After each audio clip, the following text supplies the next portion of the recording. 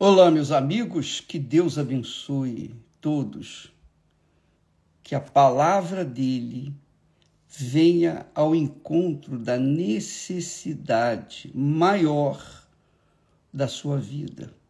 A maior necessidade da vida do ser humano é a própria vida. Mas eu não estou falando da vida deste mundo, que é medíocre, mas da vida eterna. A maior necessidade do ser humano é a vida eterna. Eterna. E é sobre isso que eu queria falar com vocês. Veja só, nós falamos a respeito do que se a nossa esperança, se a sua, a minha, a nossa esperança em Jesus está só nesta vida, quer dizer, no mundo em que vivemos, neste mundo medíocre que vivemos, então nós somos os mais miseráveis de todos os homens. O que quer dizer? Se você crê em Jesus, se você segue Jesus, você anda nos caminhos de Jesus, focando uma vida melhor, de qualidade neste mundo, você é a mais infeliz das criaturas. Porque Jesus não veio para isso. Ele não veio para curar os enfermos, mas ele curou os enfermos. Ele não veio para curar o corpo, mas ele curou o corpo. Ele não veio para ressuscitar mortos, mas ele ressuscitou mortos. Ele veio para quê? Ele veio para que todos nós tivéssemos vida e vida em abundância. Você conhece esse texto, João 10, se eu não me engano, 10. Eu vim para que tenham vida e a tenham em abundância. Então as pessoas pensam que essa vida com abundância é uma vida igual à dos ricos, os poderosos deste mundo. Não tem nada a ver uma coisa com a outra. Ele veio para trazer vida e vida com abundância, quer dizer, a vida eterna. Então, pense comigo, amiga e amigo.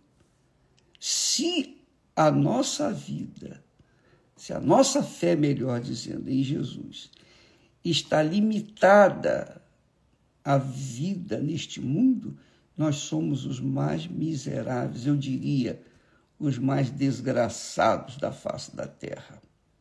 Essa é a realidade. Porque ele não veio para isso. Ele veio para salvar a vida por toda a eternidade.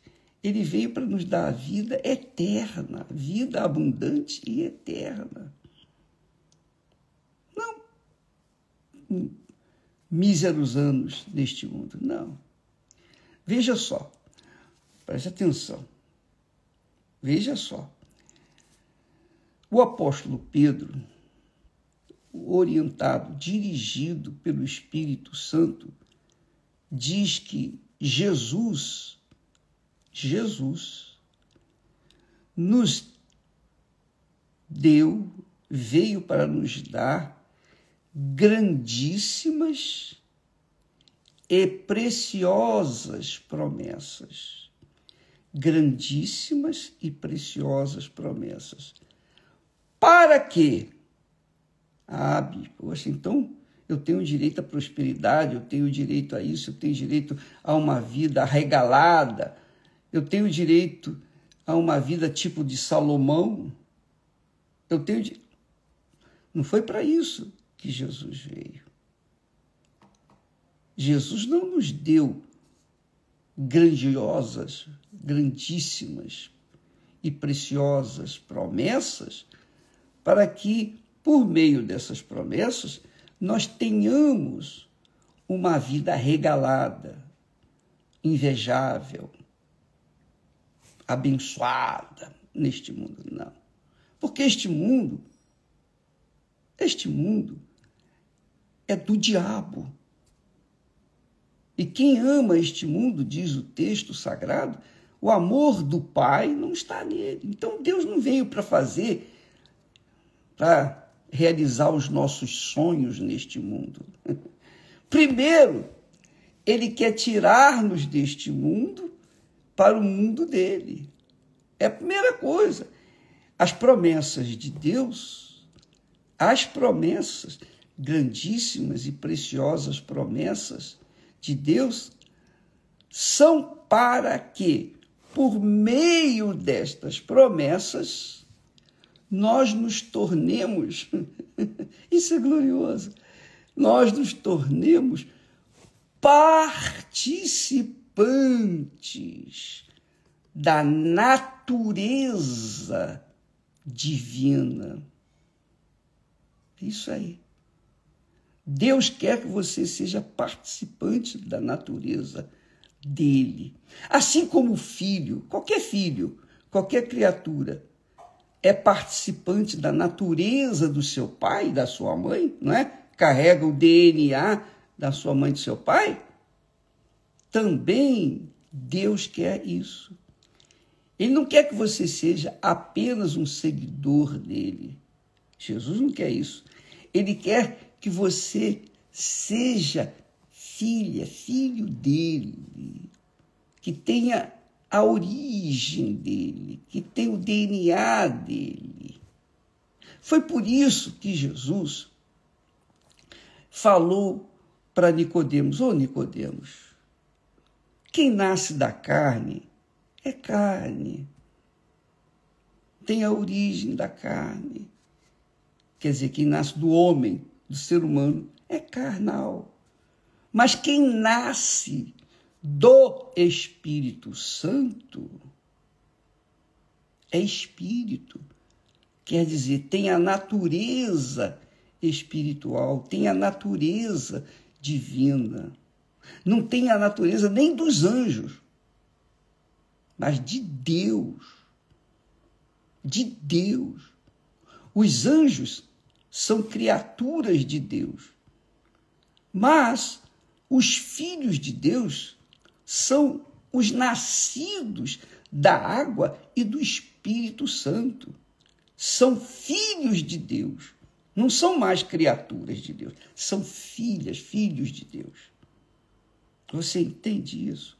Veja só.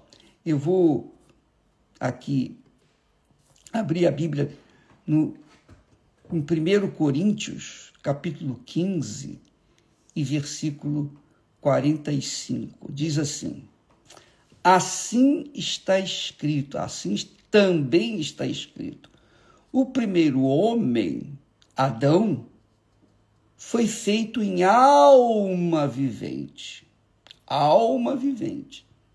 O último Adão, que é Jesus, referindo-se a Jesus, em espírito vivificante. Aí ele diz assim, no versículo 47, o primeiro homem da terra é terreno. O segundo homem, o Senhor Jesus, é do céu. Versículo 48. Qual o terreno, tais são também os terrestres. Quer dizer, quem nasce da carne, que Jesus já tinha falado, quem nasce da carne é carne. E continua sendo carne até a morte. Continua sendo carne até a morte. Salvo se arrepender, ser sepultado, batismo nas águas, e então nasce do Espírito Santo, que é Espírito. Então, qual o terreno são também os terrestres. Quer dizer, qual o carnal o nascido da carne, também são os carnais. E qual o celestial, que é Jesus, também tais serão os celestiais. Quer dizer, os que nascem da carne são carnais, são carne. E os que nascem do Espírito Santo, quer dizer, o próprio Espírito Santo veio a este mundo para gerar filhos para Deus. Ele, o Espírito Santo, quando vem sobre nós, ele faz-nos filhos de Deus. É por isso que muitas pessoas, nos seus testemunhos, dizem, o dia que eu tive meu encontro com Jesus, diz o dia que eu recebi o Espírito Santo. Na realidade, quando ela recebeu o Espírito Santo, ela nasceu, foi gerada do Espírito Santo. Então eu não pude conter as minhas lágrimas, minha alegria, a paz. É algo indizível, indescritível. É algo extraordinário. Eu chorava e ria. Eu ria de chorar, eu chorava de tanto rir. Por quê? Porque nasceu um filho, uma filha de Deus. Que é o que acontece. Quando a criança nasce, ela nasce chorando. A criança nasce chorando. Tem que chorar. Se não chorar, tem problema. Ela nasce chorando. Mas chorando não é por causa de tristeza, não. Chorando porque ela quer comer, ela beber alguma coisa. Ela quer colocar na boca o leite. Ela quer se alimentar. Mas quando a criança nasce, ou a pessoa nasce do Espírito Santo, ela chora, ela ri, ela se alegra, feliz da vida. Por quê? Porque a natureza divina foi gerada nela. A natureza divina foi gerada nela. Entendeu, amiga e amigo? Por isso que ele diz assim, e assim como trouxemos a imagem do terreno, assim também traremos a imagem do celestial. Então, quando a pessoa nasce da água e do Espírito Santo, não é mais uma pessoa no mundo, não. Não. Ela é uma nova criatura. Ela é uma criatura divina. Ela é uma criatura cujo DNA é de Deus, do Pai, o que gera filhos. Isso aí, amiga, é extremamente importante. Por isso que o apóstolo também, conduzido pelo Espírito Santo, essa revelação aí, é claro que isso não é da cabeça de Paulo. Não foi Paulo que inventou isso. Mas o Espírito Santo falou com ele. Que é o que o Espírito Santo está falando com você, comigo, com todos nós. E aí ele diz, e agora digo isto, irmãos, se dirigindo aos irmãos. Agora precisa saber que tipo de irmão. E agora digo isto, irmãos. Não está falando para qualquer um, só os irmãos. Que a carne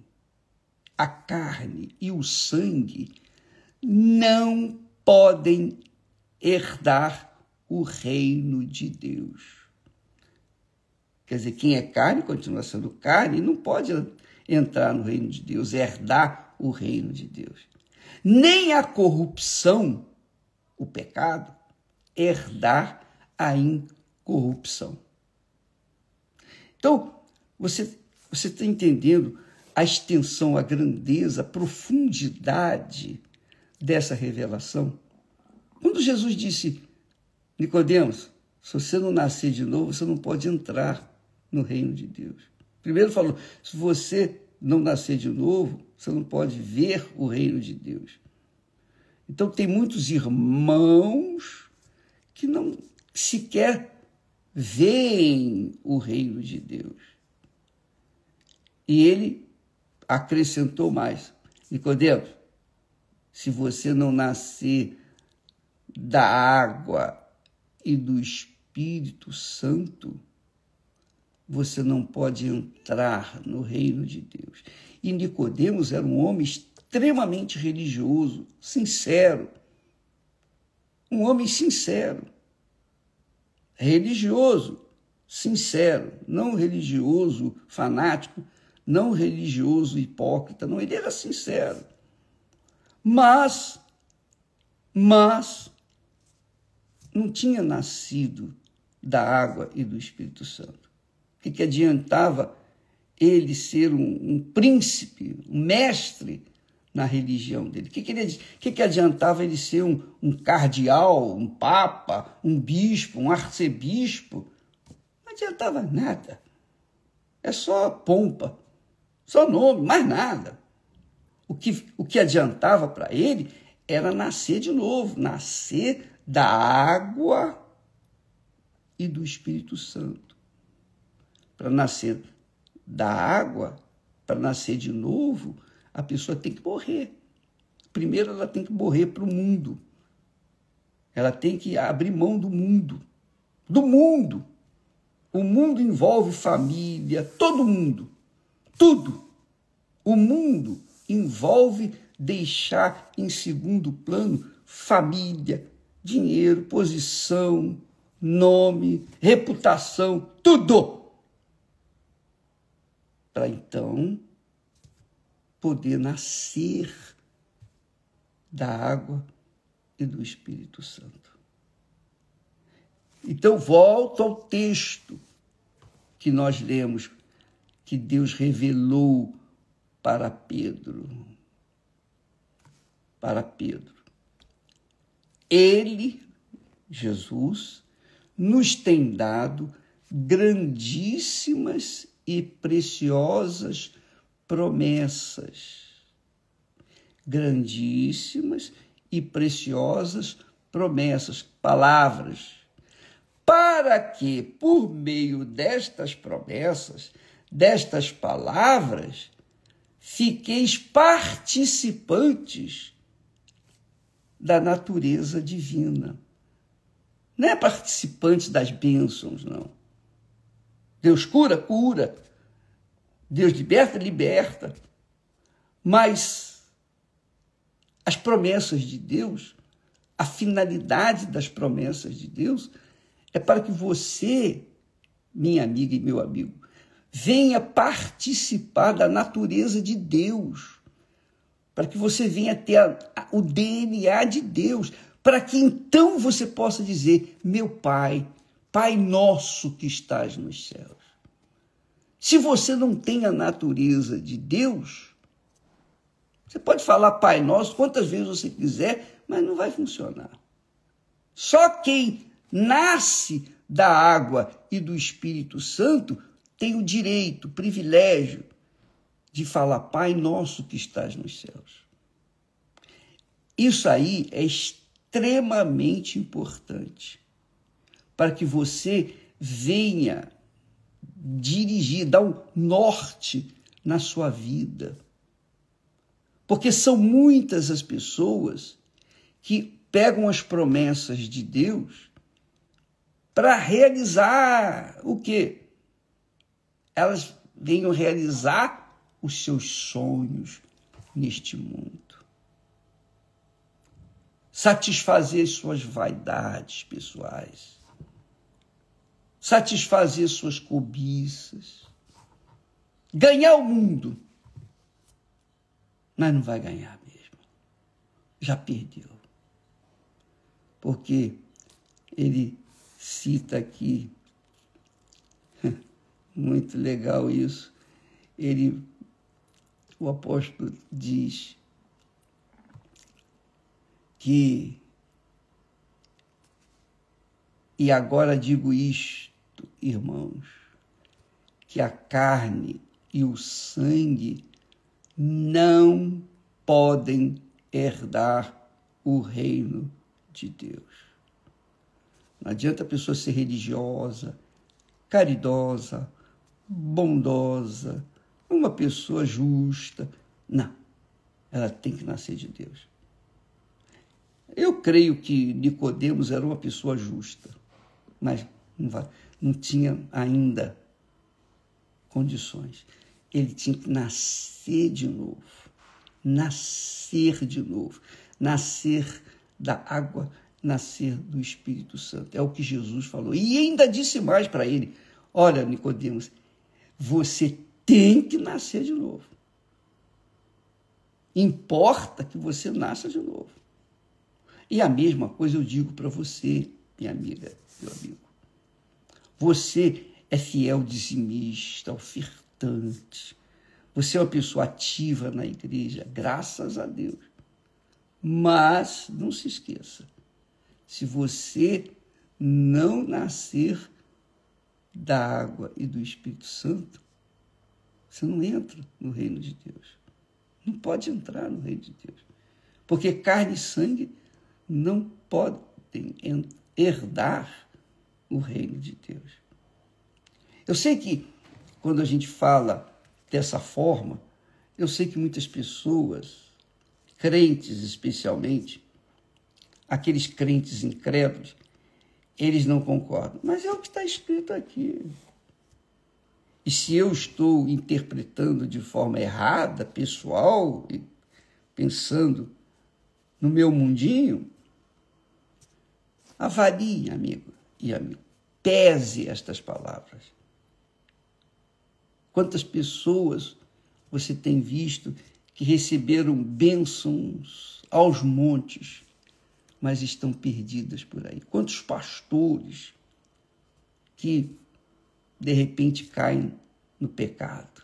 É o caso desse rapaz que nós postamos aí ontem, que era um pastor e depois virou um avesso da vida. Graças a Deus que ele teve a chance de nascer de novo. Mas muita gente tem sido enganada porque a cobiça dessa gente é a seguinte: não, eu quero conquistar. Elas usam as promessas de Deus para conquistarem o quê? As bênçãos deste mundo. Mas este mundo passa, tudo passa, acaba. As bênçãos também acabam. Então, as promessas de Deus não são para realizar os nossos sonhos, mas são para realizar os sonhos de Deus em nós. Sabia? A promessa de Deus, ou as promessas, as grandiosas promessas de Deus, as preciosas promessas de Deus, as grandíssimas promessas de Deus, são para que a vontade de Deus, os planos de Deus sejam realizados em você. As promessas é que a vontade dele seja feita na sua vida. E qual é a vontade de Deus para a sua vida? Que você seja participante da natureza dele. Se isso não acontecer, você pode ganhar o mundo inteiro, mas vai perder a sua alma. Não é a vontade de Deus isso. Entendeu? Você compreendeu? Eu vou deixar os textos aí, não sei se vai dar para colocar todos, mas eu vou deixá-los o máximo possível para que você venha meditar nestas palavras e chegar à sua conclusão. Deus nos deu as suas preciosas, grandíssimas promessas, não para que nós realizemos nossos sonhos aqui na terra, mas para que Ele, Deus, venha realizar o sonho dele em nossas vidas. Deus abençoe a todos e até amanhã em nome do Senhor Jesus Cristo. Amém.